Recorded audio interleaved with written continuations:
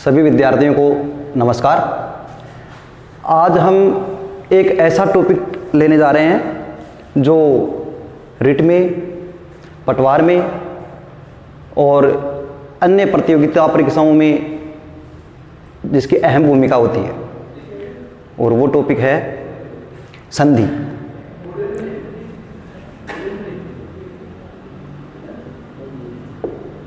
संधि। अधिकतर विद्यार्थी इस संधि टॉपिक को बहुत ही जटिल मानते हैं, लेकिन थोड़ी सी कोशिश के बाद ये बहुत ही सरल टॉपिक है।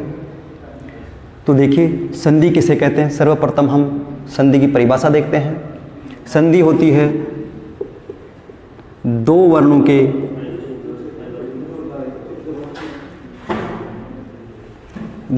के मेल को संधि कहते हैं।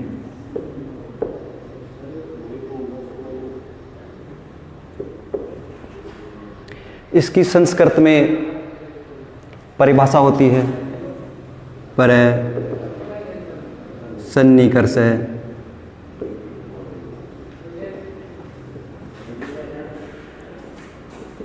संहिता।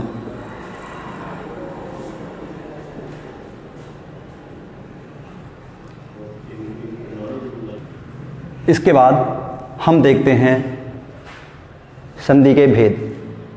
संधि कितने प्रकार की होती है। संधि मुख्य रूप से 3 प्रकार की होती है। एक होती है अच संधि,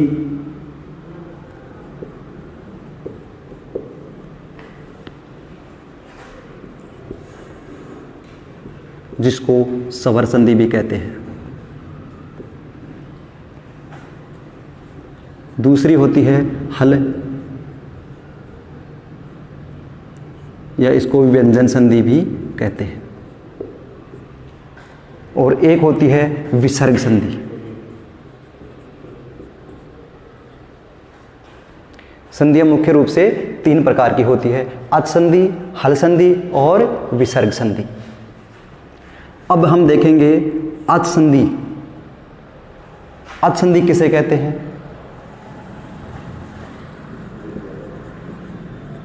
स्वर का स्वर से मेल होने पर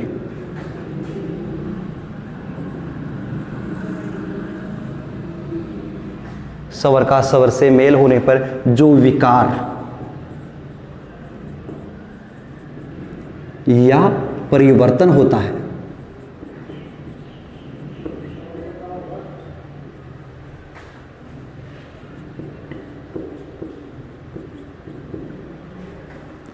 उसे स्वर संधि या अच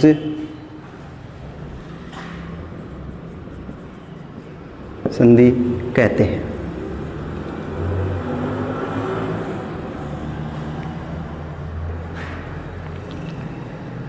स्वर संधि की परिभाषा है स्वर का स्वर से मेल होने पर जो विकार या परिवर्तन होता है, जो परिवर्तन होता है उसे ही हम स्वर संधि कहते हैं।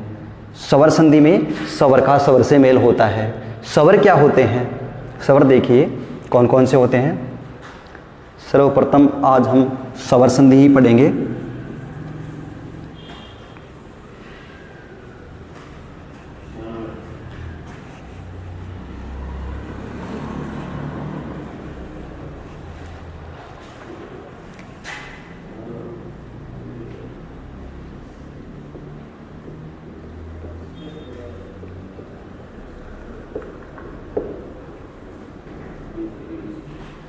स्वर संधि। स्वर होते हैं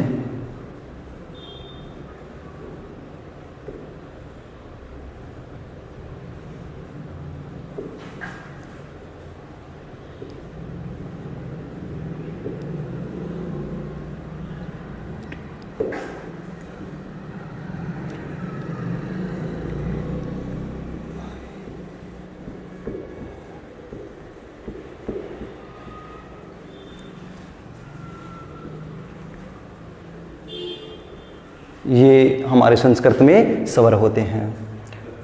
अब देखिए स्वर संधि के भेद।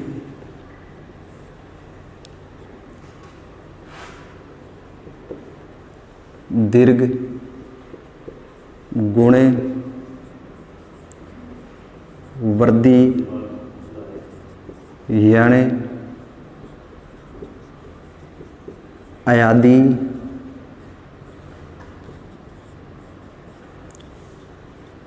पूर्व रूप और पर रूप, ये इस स्वर संधि के भेद होते हैं, अच संधि के भेद होते हैं। सर्वप्रथम हम पढ़ेंगे दीर्घ संधि। इससे पहले हम एक बार इन स्वरों का ग्रुप बना लेते हैं। यहाँ से लेकर के यहाँ तक के जो स्वर हैं उनका एक ग्रुप है। यहाँ से लेकर के और यहाँ तक, ऐसे लेकर औ तक के स्वरों का एक ग्रुप होता है। अब देखिए दीर्घ संधि में क्या होता है।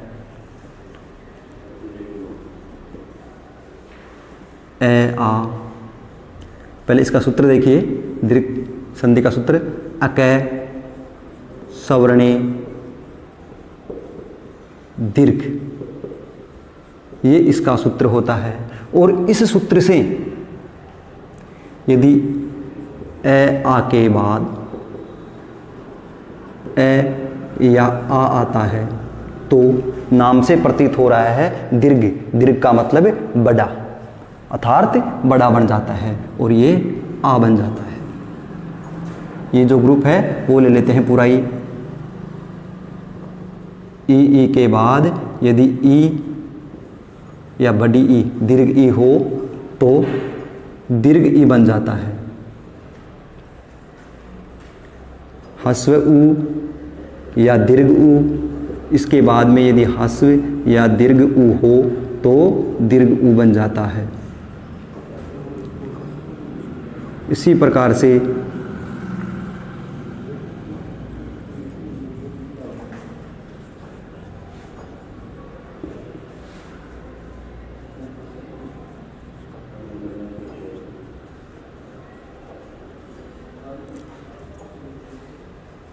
उदाहरण देखिए,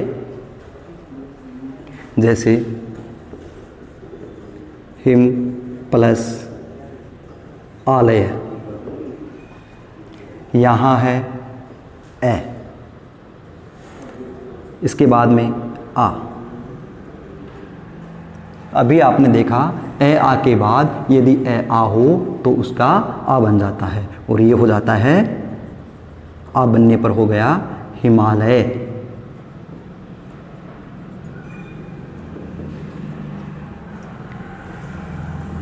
ये वैसे तो व्यंजन है लेकिन इसमें स्वर भी मिला हुआ है। देखिए मैं में ए मिलने पर ही मैं बनता है।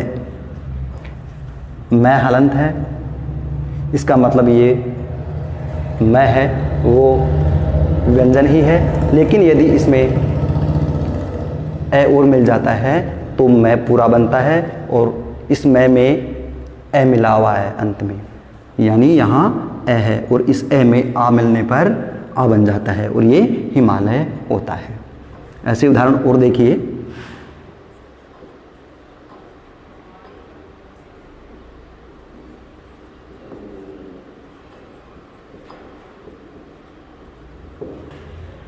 यहाँ पर भी ए के बाद आ, तो दोनों का आ बन जाता है और ये हो जाता है वाचनालय।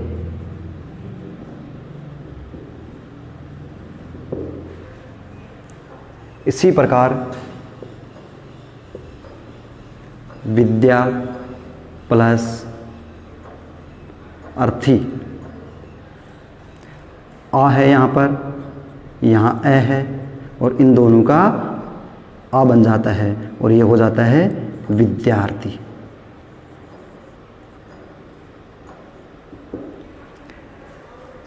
ध्यान आपको ये रखना है कि दीर्घ संधि नाम से प्रतीत हो रहा है। दीर्घ का मतलब होता है बड़ा, अर्थात बड़ा वाला वर्ण बन जाता है। और उदाहरण देखिए इसके,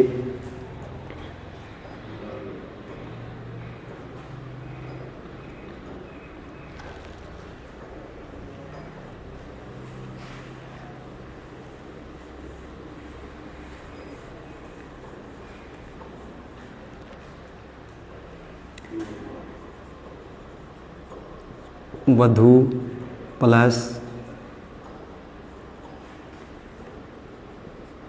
उत्सव।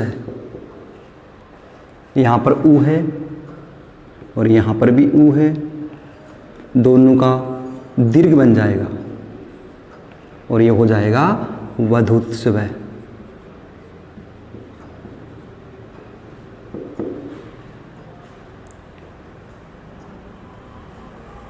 इसके बाद देखिए गुण संधि। अभी आपने दीर्घ संधि में देखा कि ये जो ग्रुप है, ये समूह है, वर्णों का ये जो समूह है, इनके बाद में यही वर्ण आते हैं तो उनका दीर्घ बन जाता है और वो ऐसा दीर्घ संधि में होता है। अकैसा वर्ण दीर्घ सूत्र से ऐसा होता है। अब देखिए इनका एक समूह और बनाइए। एक तरफ हो ए और आ तथा दूसरी तरफ हो ई ऊ री और री हो। ऐसा होने पर क्या होगा?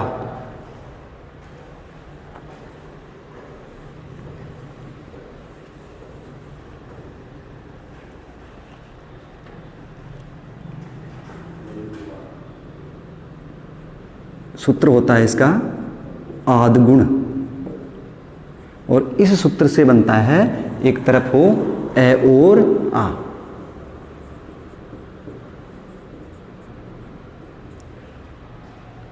तथा दूसरी ओर ए आ के सामने ये समूह हो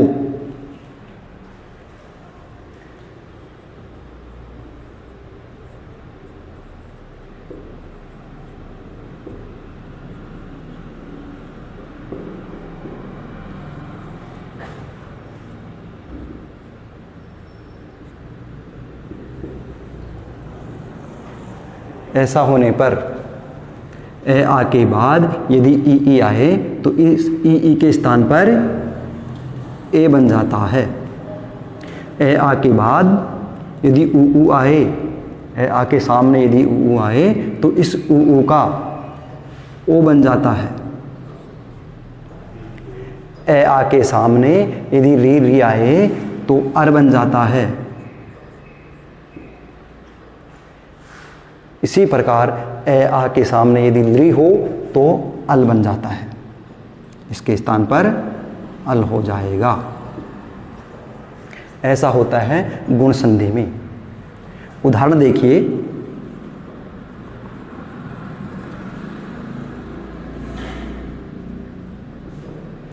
रमा प्लस ईस।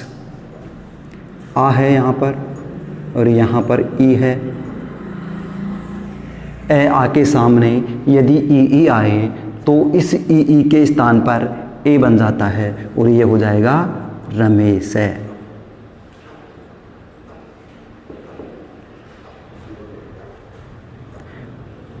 और देखिए उदाहरण,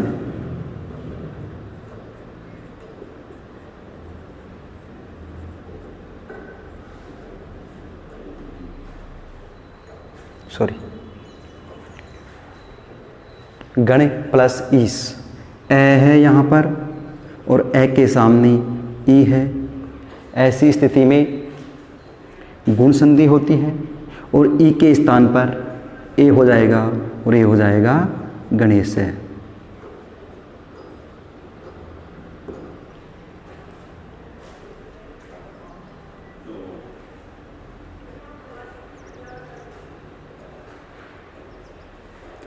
उदाहरण और देखिए,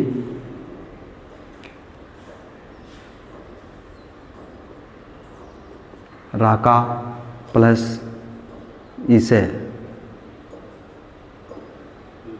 आ है यहाँ पर और यहाँ पर ई है। ऐसी स्थिति में ए हो जाएगा ई के स्थान पर और ये हो जाएगा राकेश है।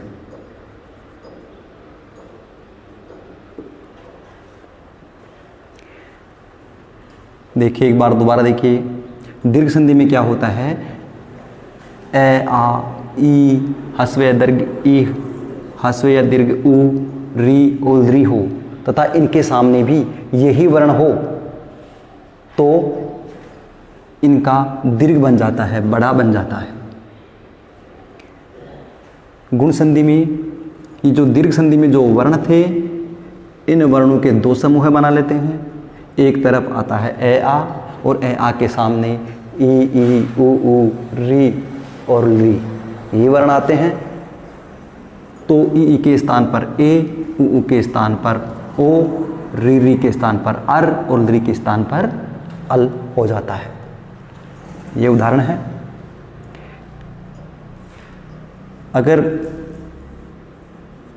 फिर भी समझ में नहीं आता है तो एक ट्रिक ध्यान रखनी है आपको। जैसे कोई भी 4-5 विद्यार्थी हैं या 4-5 ऐसे लोग हैं जिनके नाम में एक ही मात्रा आती है,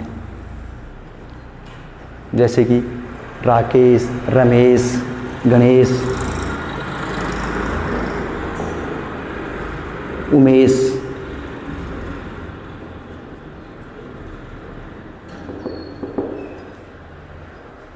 ऐसे विद्यार्थियों में क्या गुण है? जिनके नाम में एक ही मात्रा आती है, ऐसे विद्यार्थियों में क्या गुण हैं? उनमें गुण संधि होगी। रमेश का होता है रमा प्लस इसे, आ है और आ के बाद ई है तो गुण संधि होगी और ई के स्थान पर ए हो जाएगा, रमेश है। इसी प्रकार उमा प्लस ईसे, आ के सामने ई हो तो ई के स्थान पर ए बन करके और उमेश बन जाएगा।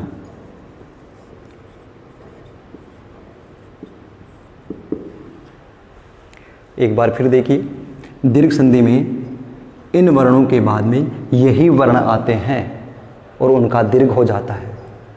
फिर गुण संधि में ये जो दीर्घ संधि के वर्ण थे, इन्हीं के दो समूह बनाते हैं। एक तरफ ए और आ तथा ए आ के सामने ये समूह है हो, तो ऐसी स्थिति में गुण संधि होती है और इस गुण संधि में ई के स्थान पर ए, उ के स्थान पर ओ, री के स्थान पर अर और ली के स्थान पर अल हो जाता है। इसके बाद देखिए वर्दी संधि।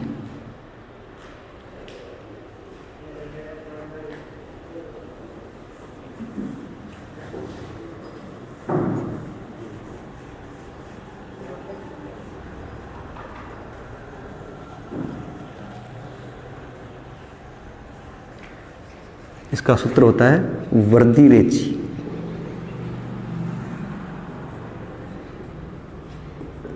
ये इसका सूत्र होता है और इस सूत्र से ध्यान रखना, ए आ के बाद ए आ आने पर दीर्घ संधि होती है, लेकिन ए आ के बाद में यदि ये समूह आने पर, ये समूह आए तो गुण संधि होती है। इसी प्रकार यदि ए आ के बाद में अगला समूह है, ये समूह आए तो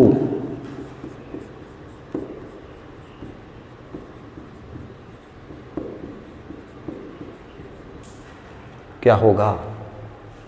वर्दी संधि होगी, वर्दी रेची सूत्र से।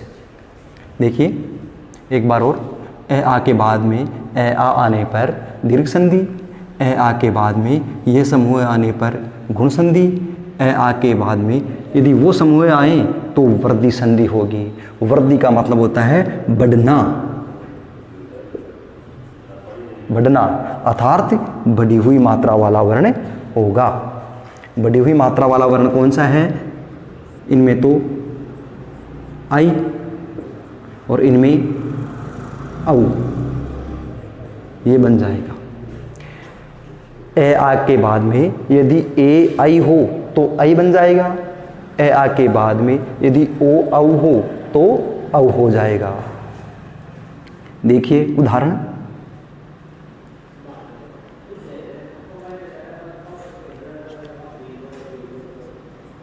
वन प्लस औषधि,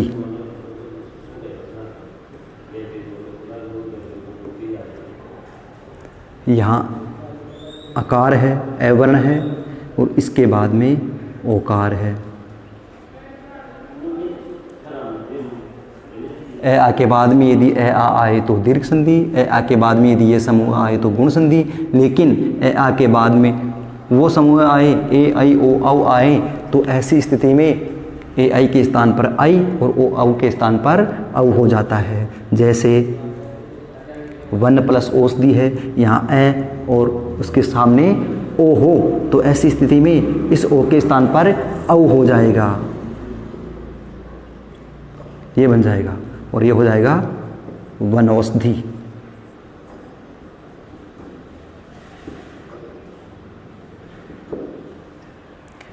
इसी प्रकार सदा प्लस एव,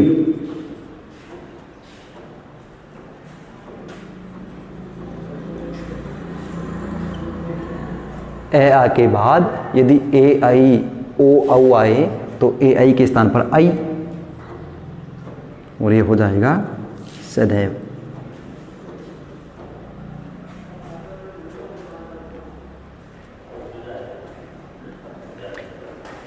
एक बार और देखिए, दीर्घ संधि ए आ के बाद यदि ए आ आए, ई उ री री और ली, इनके बाद में यदि यही वर्ण आते हैं तो वहाँ दीर्घ संधि होती है। ए आ के बाद यदि ई उ री री और ली आए तो वहाँ गुण संधि होती है। ए आ के बाद में ए आई ओ औ आए तो वहाँ वृद्धि संधि होती है। वृद्धि संधि का अगला उदाहरण देखिए, महा प्लस ऐश्वर्य।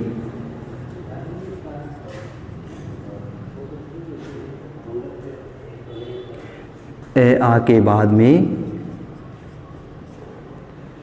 ए आने पर आई हो जाता है और ये बन जाएगा महेश्वरय।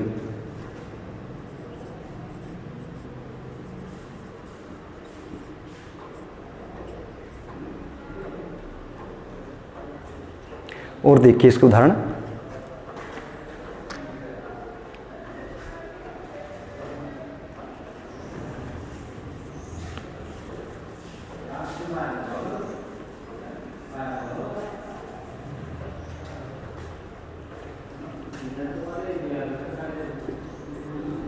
महा प्लस औषधि।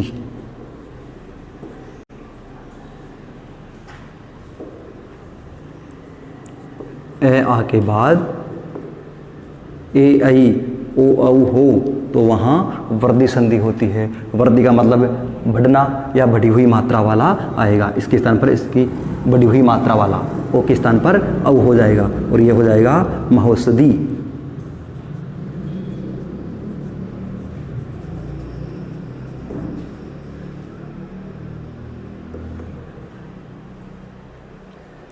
दीर्घ गुण वृद्धि तीनों संधि हो गई। इन तीनों को एक बार और देख लीजिए। ए आ के बाद में ए आ आए, ई के बाद में ई आए, उ के बाद में उ आए, री के बाद में री आए, ली के बाद में ली आए, तो ऐसी स्थिति में दीर्घ संधि होती है। दीर्घ का मतलब होता है बड़ा, बड़ी मात्रा वाला वर्ण आएगा। फिर इसके दो समूह बना लेते हैं, एक तरफ ए आ और दूसरी तरफ ई उ री और ली। ऐसा होने पर ए आ के बाद में यदि ये वर्ण आते हैं तो वहाँ गुण संधि होती है और ई के स्थान पर ए बन जाता है, उ के स्थान पर ओ बन जाता है, री के स्थान पर अर बन जाता है और री के स्थान पर अल हो जाता है। इनके बाद में ये ही आए तो दीर्घ संधि, इनके बाद में ये आए तो गुण संधि, इनके बाद में वो आए तो वहाँ वृद्धि संधि होगी। ए आ के बाद ए आई ओ औ ये वर्ण आते हैं तो ए आई के स्थान पर आई और ओ औ के स्थान पर औ हो जाता है। ऐसा होता है वृद्धि संधि में। इसके बाद है यण संधि।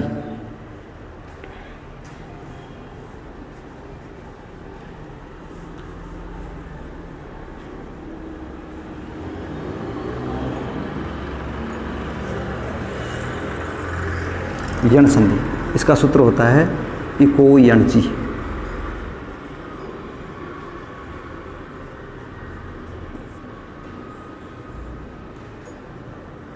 इस सूत्र से इकाई ये बन जाता है, इको यणसी। देखिए इनके बाद में यही आने पर दीर्घ संधि होती है, इनके बाद में यही आए तो दीर्घ संधि होती है, लेकिन इनके बाद में कोई दूसरा वर्ण आ जाए, कोई दूसरा स्वर आ जाए,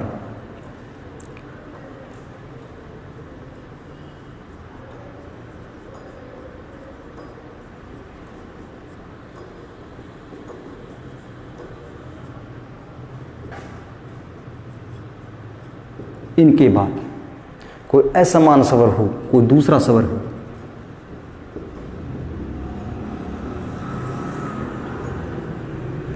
तो वहां पर यण संधि होगी। नाम से प्रतीत हो रहा है यह, अर्थात उनका यह बन जाएगा। इका को यह, व, री का रे और व्री का ल, ये वर्ण बन जाएंगे। इस समूह के बाद कोई असमान स्वर आए, यदि यही स्वर आते हैं तो वहाँ दीर्घ संधि होती है, उनका दीर्घ बन जाता है। लेकिन यदि इनके बाद में कोई असमान स्वर आए तो वहाँ यण संधि होती है। यण संधि में य, व, र और ल बनते हैं। उदाहरण देखिए,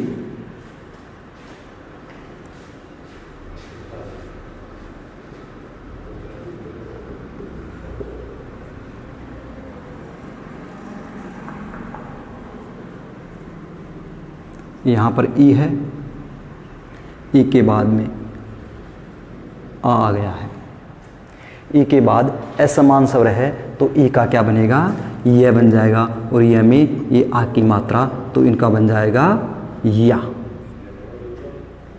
यहाँ से हमने ई निकाल लिया है तो ये ई और आधा तय ही रहेगा, ये ही केवल बचा है। और यहाँ ई निकाल लिया, इधर से आ निकाल लिया, इनका बन गया या, और इधर क्या बचा है, दी, ये हो जाएगा इत्यादि।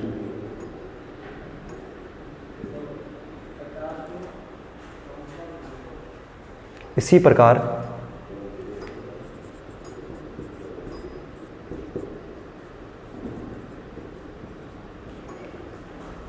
ई, यहाँ पर ए, तो ऐसी स्थिति में यह हो जाएगा और ये बन जाएगा, ई के स्थान पर यह होते ही अत्यल्प, अत्यल्प बन जाएगा। एक बार और देख लीजिए, इति प्लस आदि, इसका होता है इत्यादि। अति प्लस अल्फ, इसका होता है अत्यल्प।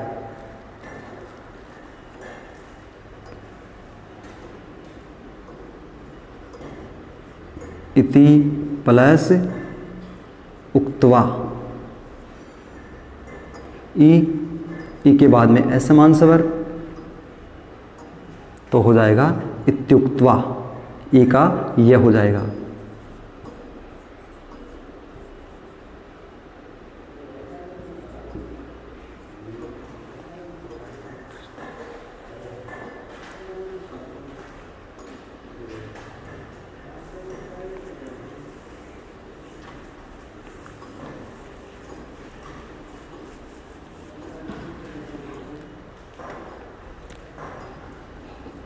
प्रति प्लस उवाच,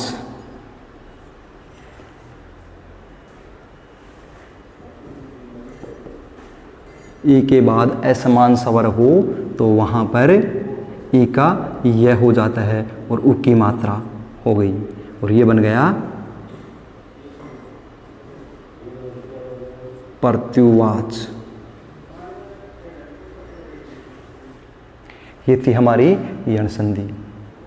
एक बार और देख लीजिए इन चारों संधियों को, क्योंकि बार बार देखने पर और बार बार समझने पर अच्छी तरह से ये याद हो जाएंगे। इनके बाद में यही स्वर आए तो वहाँ दीर्घ संधि होती है। इनके दो समूह बना लेने पर, एक तरफ ए आ और दूसरी तरफ ये जो रह गए हैं वो वर्ण आए, ई उ री और री आए तो वहाँ गुण संधि होती है। ए आ के बाद में यदि वो समूह आए ए आई ओ औ तो वहाँ वृद्धि संधि होती है। इनके बाद में यही आने पर दीर्घ संधि, इनके बाद में यही आने पर दीर्घ संधि। लेकिन इनके बाद में कोई दूसरा वर्ण आ जाए तो वहाँ यण संधि होती है। अब देखिए अयादि संधि, इनके बाद में कोई असमान स्वर आता है।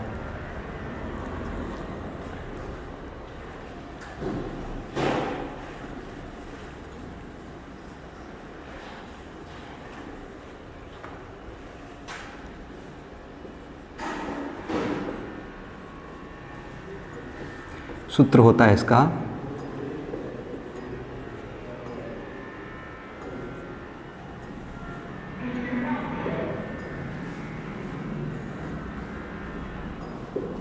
ये इसका सूत्र होता है। इस सूत्र से ए आई ओ औ इनके बाद यदि कोई असमान स्वर आता है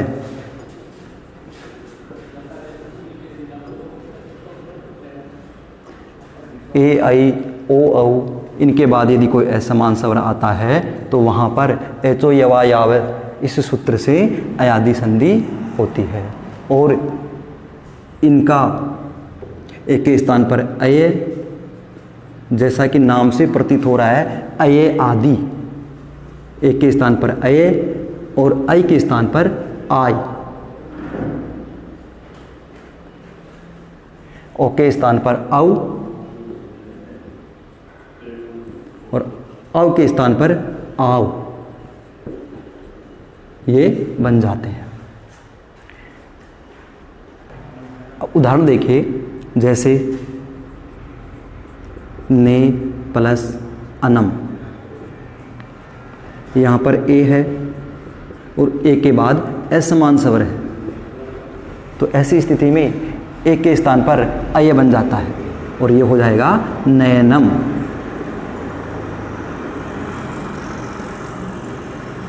ये कैसे बना है, एक के स्थान पर अय और ये ए मिलने पर ये अय पूरा हो जाता है। देखिए न अय और ये नम, इस प्रकार से ये नयनम बनता है। उदाहरण और देखिए,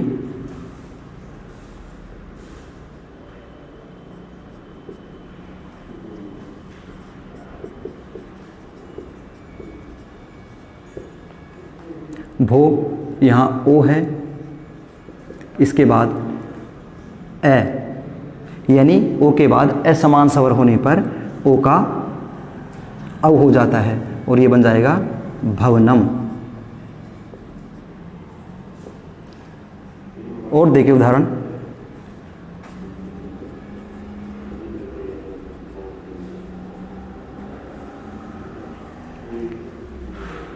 ए के बाद ए है, असमान स्वर है, ऐसी स्थिति में ए का अय हो जाएगा और ये बन जाएगा शयनम।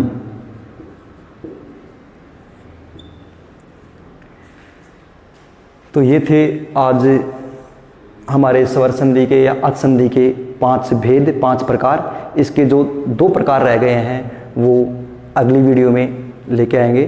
तब तक के लिए जय हिंद, नमस्कार। वीडियो को सब्सक्राइब करें, लाइक करें और ज़्यादा से ज़्यादा अपने साथियों के पास शेयर करें और बेल आइकन को प्रेस करें।